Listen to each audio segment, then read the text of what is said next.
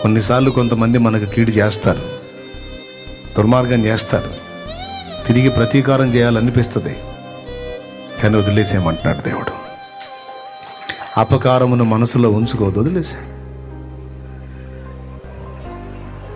3 చెప్పానా 4 చెప్పానా? మొట్టమొదటిది దేవుడు క్షమించిన దోషాలు, రైట్. రెండవది ఇతరుల కోసం మనం చేసిన మేలులు, పదే నేను అంత చేసా ఎచ్చులు పడకూడదు, సైలెంట్గా ఉండాలి. మనం మేలు చేసామని ఊరికే మన దగ్గర మేలు పొందిన వాళ్ళ మీద సాగింపుడు చేయకూడదు, అదొక దరిద్రపు అలవాటు.